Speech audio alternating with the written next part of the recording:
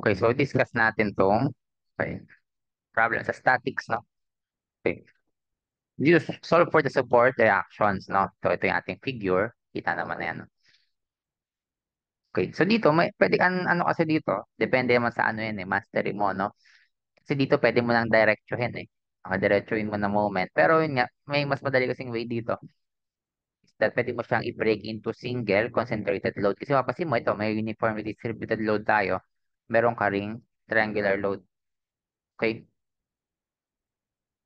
So, bale, gagawin mo dyan, basically, from triangular load, gagawin mo siyang single load. Convert mo siya into single load. Mas ganun yung gagawin natin approach dito. Okay, so, bale, drawing muna natin siya, no? Yung ating beam. Okay. Ayun sa left, ito yung sa right natin. Ito yung B, ito yung A. Okay, anong klaseng support yung nasa A natin? Meron tayo dyang hinge.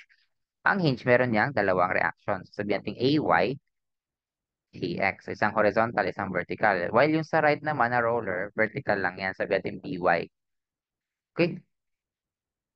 Now, ang gagawin natin, convert natin yung isa-isa into single load, no? Focus muna tayo dito sa itong rectangle muna na to na distributed load sa baba, no? Ilan yan? That is 20, di ba? Ay, no? Nakalagay naman na 20 yan. So, para ma-convert mo siya into single load, multiply mo lang siya ng area. Ay, kumbaga rectangle lang yan eh. So, kukunin mo lang yung area niyan. Ilan yan? Di ba 20 yung height niya? Ilan yung width niya? That is 6 plus 6. That is, ano, di ba? So, pag tinrawing natin yan, ganyan, di ba? Rectangular yan. Okay, yan, rectangular yan. This is 20 kN meter. Dito muna tayo mag-focus. Ito, 12 meter to, no? Kasi buong span naman siya. So, para makuha mo equivalent load nito, that's simply 20 kN meter. Di ba? Mapapasi mo, makakancel yung meter dyan. Di ba? Cancel, cancel. 20 times 12, that is 240 kN. Okay? Now, kasi itong uniformly distributed load, ano siya eh. Maganda yung beam mo, nakalatag siya in the entire span. Pero since kinonvert natin siya sa single load, saan natin siya ilalagay yung single load na yan? So, simple, rectangle yan. So, simple, syempre, nasa gitna na. Di ba? Madali lang kasi rectangular eh. Mamaya yung triangle, medyo iba siya. Kasi madali lang, di ba? Kung mapapansin mo, saan ba yung centroid niyan? Di ba? Syempre, nandito sa gitna. So, dyan na mag-a-act yung pinaka 240 pag kinonvert mo siya into single load. Katulad nito. Okay, then, syempre, lalagyan natin yan ng label lang. Para tayo malito sa dimension. Syempre, ito 6 meter. Nasa gitna na siya. Ganyan, 6 meter din to. O, di ba? Mapapansin mo, pag kinonvert mo siya into single load, mas magiging simple siya, no? Diba? So, madali siyang tignan, no? Next, i-consider naman natin itong triangle na nasa left side. Ito muna, left half. Okay? That is 10, no? Okay, dito ko na siya, i-redraw ko na lang siya dito. That is 10 kn. Okay, ganyan siya, triangular, no? 10 km meter. Kaya lang, ano yung distance niya? Since nasa left half lang siya, kalahati lang, no? That is 6 meter. Now, ano ba area ng triangle? Diba? That is 1 half base na 6 meter times yung height mo na 10 kn per meter. Diba? 1 half base times height. Unlike sa rectangle, diba rectangle base times height lang naman eh. Sa triangle, may times 1 half ka. Okay? Area ng triangle. Cancel ulit meter. Ilan yan? 1 half times 6, that is 3. 3 times 10, that is 30. So, 30 kilonewton. Ito na yung equivalent na single load niyan. Kaya lang, unlike sa rectangle, hindi yan sa gitna. Kung 6 to, hindi siya sa 3 meters. No, mali yan, no? Nasa 3 meters siya nito. 3 meters, mali, no? Hindi siya sa gitna. Paano mo malalaman yung location niya? Ganito lang para tandaan dyan. From the vertex, ano ba yung vertex ng triangle yung patusok? Ito tandaan mo, ito yan. Vertex yan, di ba? Yan yung matulas na part. That is 2/3 of the base. Di ba? So basically, from that vertex, that is 2/3. So 2/3 ng 6 total length. That is equal to, ilan yan? 4 meters. Tama? So sabihin, mag-a-act yung 30 kilonewton mo, not, hindi siya sa 3 meters sa gitna, kundi 4 meters from the vertex. Yung patusok. Okay. Kaya kung gusto mo naman, the other way around, kapag ka nandito ka sa right angle, kasi di ba ito yung triangle mo, ito yung right angle, di ba? Kung diyan ka naman mag-reference, that is 1/3. Okay, so kung dyan, try mo, di ba? 1/3 times yung base mo na 6. Oh, that is 2 meters. Diba? Tama na, makaka 6 meters yan. So kung 4 na to, syempre, itong portion na to, 2 meters siya. So, ganun mag-locate, no? Okay. So para mas madali yung matandaan, 2/3 from dun sa vertex dito sa matulis na part ng triangle. O kaya naman, kung ayaw mo yun, pwede rin namang from the right angle, ito yung right angle mo, 1/3 dyan. Like one-third from that side. And, or two-thirds dun sa vertex. Ganun siya, no? Kung 4 meters to, di ba 6 to? So, saan siya mag-a-act? Nandito yon. Okay, nating 30 kilonewton. Lalagay ko na. Tama? Anong distance niya, no? Lalagay ko na. Lagay from here, di ba sa gitna? Di ba tama? 4 yan. Okay, then from here, dun sa natirang end, this is 2 meters. Okay? Okay, tapos na tayo dyan. Doon na sa last one, itong right triangle naman na nandito. Diba? So, alam na natin na 30 yan. Bakit? Kasi symmetrical naman yan eh. Diba? Tama. Naiba lang yung orientation niya. Diba? Ganyan lang siya. Parehas din naman 6 and parehas natin. So, alam natin na 30 yan. So, hindi natin papakita yung kung paano nakuha ng 30. Kasi parehas na naman sila dito eh.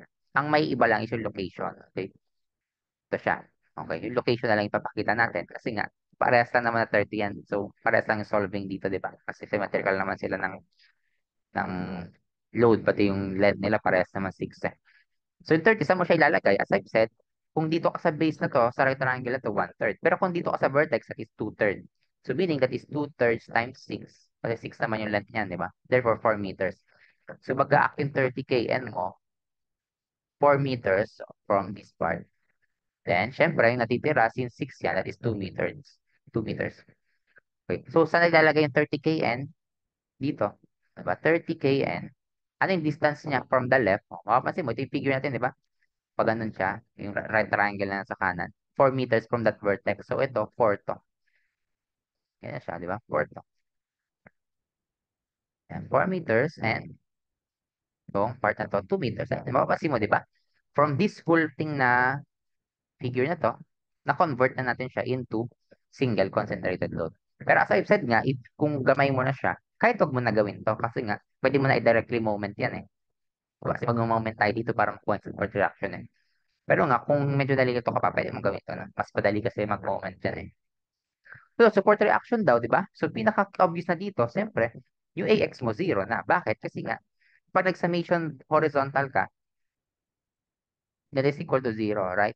So, sabihin yung AX mo equal to 0. Bakit? Kasi wala namang ibang horizontal force eh. Yung horizontal force ba yung beam natin? Wala.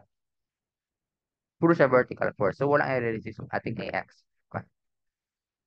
Actually, may shortcut na dito para makuha AY and BY eh. So, mamaya, no?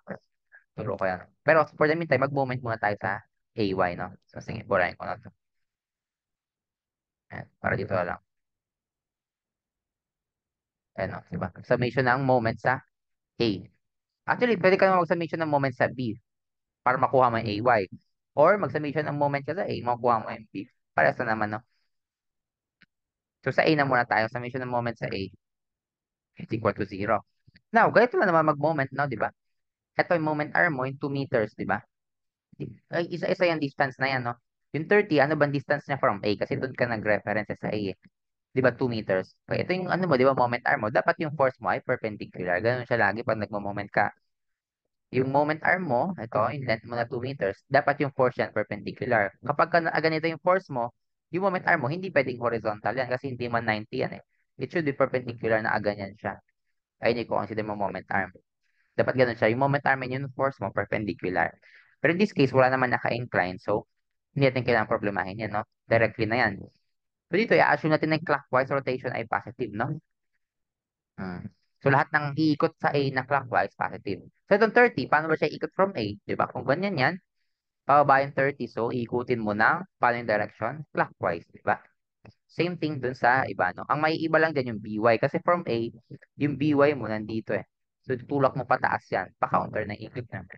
Pero lahat yan, yung 30 to 40, yung 30 sa dulo, clockwise yan lahat, no? So, tayo natin.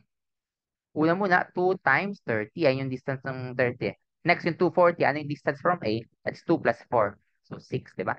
2 plus 4, that is 6. Next, ano yung distance ng 30 from A? Nasa right side. 2 plus 4 plus 4, that is 10 na. Okay. Then, as I've said, counterclockwise tong BY. Ano yung distance niya from A? Total length na 12. So, negative. BY is equal to 0. So, dito, makuha mo na yung BY, di ba? BY is equal to, ano yung ating BY dyan?